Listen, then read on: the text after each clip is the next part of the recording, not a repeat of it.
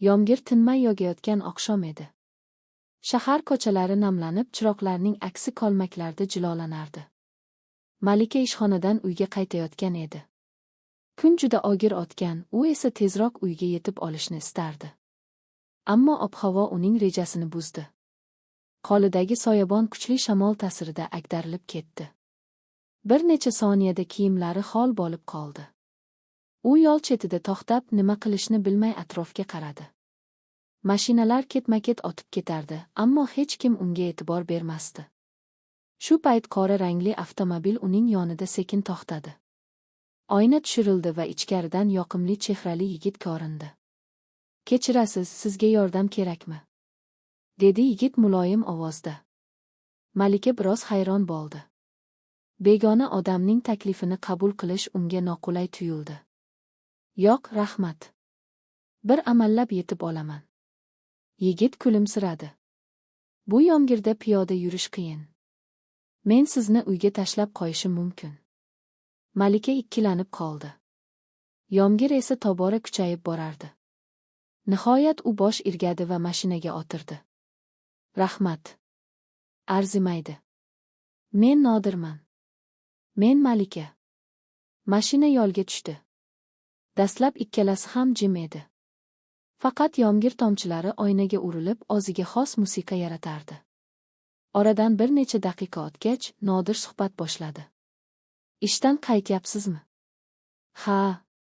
Bugun juda charchadim." "Demak, bugun siz uchun yomg'ir 2 karra sinov bo'libdi." Malika beixtiyor kulib yubordi. "Shunday deyish mumkin."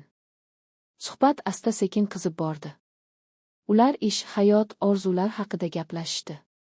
Malika vaqt qanday o'tganini sezmay qoldi. Qizigi shundaki, u bu yigit bilan uzoq yillardan beri tanishdek o'zini erkin his qilardi. Mashina uning uyi oldiga kelib to'xtadi. "Yetib keldik", dedi Nodir. Malika unga minnatdorlik bilan qaradi. "Bugungi yordamingiz uchun katta rahmat." "Omad sizga." Malika mashinadan tushdi. Eshik tomon yurarkan negadir ortiga qaradi.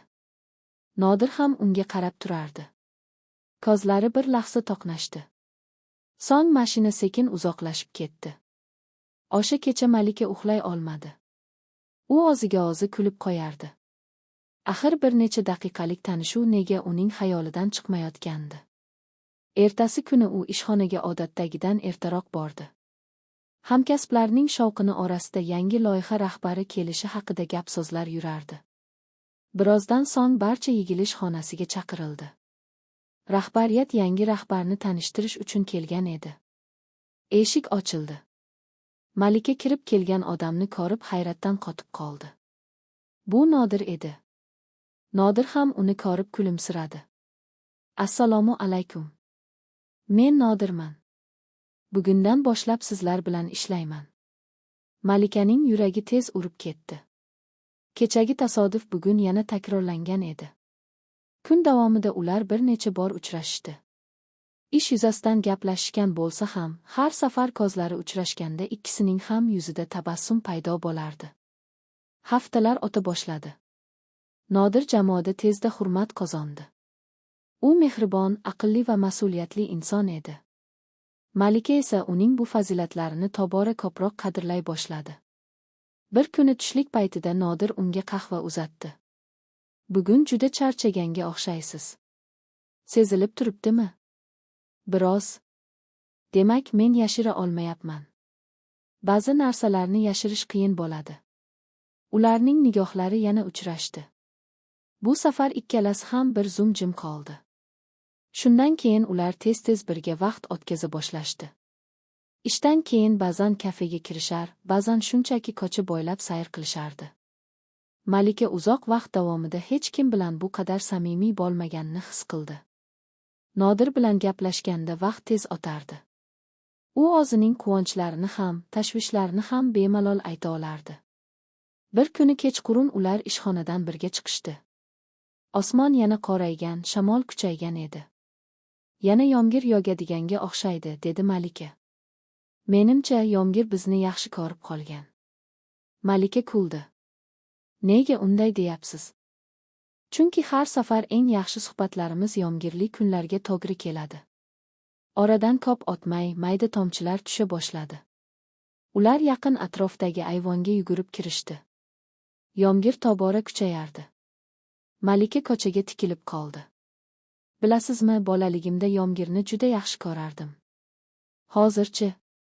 Hozir ham yaxshi ko'raman. Ayniqsa ba'zi insonlar bilan birga bo'lsam. Bu gapni aytgach, u biroz uyalib ketdi. Nodir esa unga tikilib qoldi. Men ham. Shu lahzada ikkalasi ham yuraklarida bir xil tuyg'u paydo bo'lganini sezishdi. Ammo hech biri buni ovoz chiqarib ayta olmadi. Yomg'ir tomchilari tomga urilar, shahar chiroqlari esa nam havoda xiralashib ko'rinardi. Ular yonma-yon turishardi. Go'yo vaqt to'xtab qolgandek edi. Malika o'sha oqshom uyga qaytar ekan, qalbida yangi his uyg'onganini sezdi. Bu oddiy qiziqish emasdi.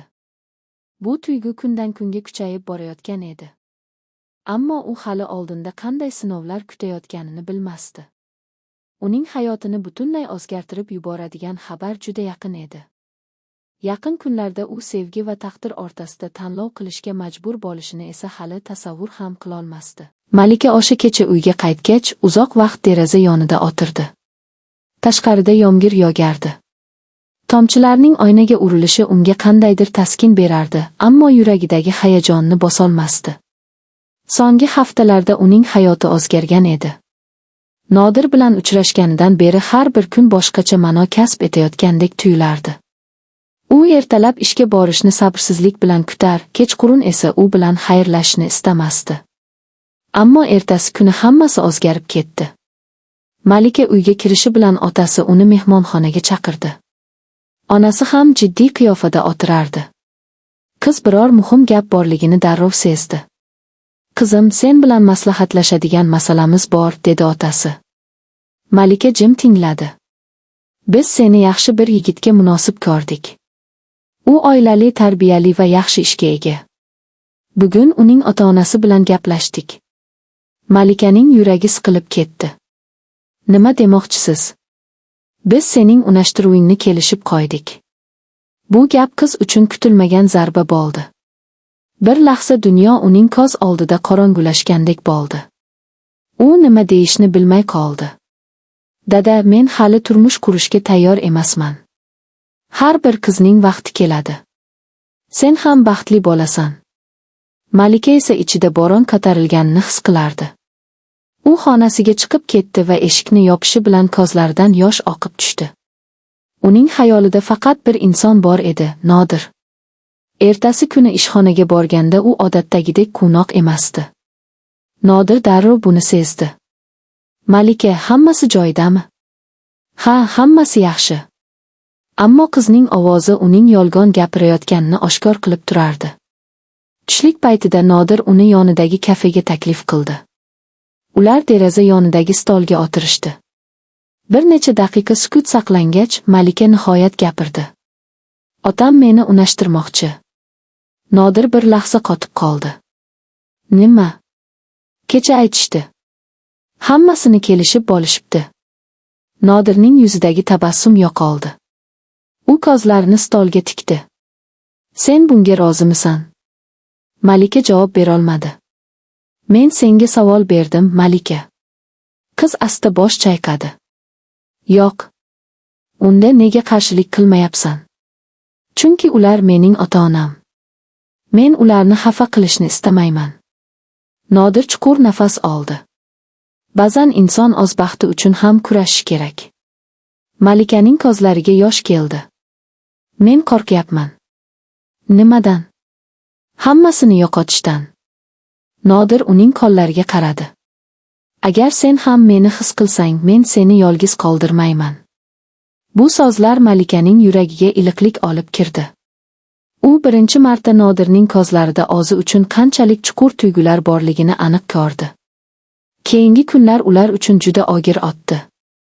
Malika ota-onasiga o'z fikrini aytishga urindi, ammo ular uning gaplarini jiddiy qabul qilishmadi. Ular qizlari uchun eng yaxshi tanlovni qilayotganlariga ishonishardi. Bir oqshom yana yomg'ir yog'a boshladi. Malika deraza yonida turib tashqariga qarardi. Shu payt telefoniga xabar keldi. Bu Nodirdan edi. Men seni yo'qotishni istamayman. Malikaning yuragi tez urib ketdi. Bir necha daqiqadan keyin yana xabar keldi. Ertaga otang bilan gaplashaman. Qiz hayratga tushdi. U darhol qo'ng'iroq qildi. Nodir, bunday qilma. Nega? Hammasi yomonlashib ketishi mumkin. Balki. Lekin men hech narsa qilmasam seni butunlay yo'qotaman. Malika indamay qoldi. Ertasi kuni kechqurun Nodir ota-onasi bilan birga Malikalarnikiga bordi. Uy ichida jiddiy muhit hukm surardi. Malika yuragi hayajondan qattiq urayotganini his qilardi. Nodir otasining yonida o'tirib qat'iy ovoz bilan gap boshladi. Men sizning qizingizni hurmat qilaman. Uni baxtli qilish uchun qo'limdan kelgan hamma narsani qilaman. Malikaning otasi jiddiy qarab turardi. Siz uni qachondan beri taniysiz? Yetarlicha vaqt davomida uning qanday inson ekanini bilib oldim. Va uni sevasizmi? Nodir bir soniya ham ikkilanmadi. Ha, sevaman. Xonada sukut cho'kdi. Malika otasining yuziga qaradi. U chuqur o'yga cho'mgan edi. Bir necha daqiqadan keyin otasi qiziga yuzlandi. Bu rostmi? Malikaning ko'zlari namlandi. Ha, dada. Otasi uzoq vaqt indamadi. So'ng asta nafas chiqardi. Men butun umr seni baxtli ko'rishni istadim. Bilaman. Agar sening baxting shu inson bilan bo'lsa, men qarshi bo'lolmayman. Malika ko'z yoshlarini to'xtata olmadi. U otasining oldiga borib uni quchoqladi. Bir necha oy o'tdi. Nodir va Malikaning to'yi bo'lib o'tdi. Taqdir ularni bir-biriga olib kelgan edi. To'y kuni kechqurun osmondan mayin yomg'ir yog'ardi. Marosim tugagach, ular balkon yonida turishardi. Shaharning chiroqlari uzoqda yaltirab ko'rinardi. Nodir kulib qo'ydi. Eslaysanmi? Birinchi uchrashuvimiz ham yomg'irli kecha edi. Malika uning yelkasiga bosh qo'ydi. Ha. O'sha kecha hayotim o'zgargan edi. Menimcha, yomg'ir bizning hikoyamizning bir qismi. Malika jilmaydi. Balki eng chiroyli qismi. Yomg'ir tomchilari asta yerga tushardi. Ular esa yonma-yon turib kelajak sari boqishardi. Endi oldinda qanday sinovlar bo'lishidan qat'i nazar ular birga edilar. Chunki haqiqiy muhabbat ba'zan uzoq izlanmaydi. U kutilmagan bir yomg'irli kechada qalbingizga kirib keladi va butun hayotingizni o'zgartirib yuboradi.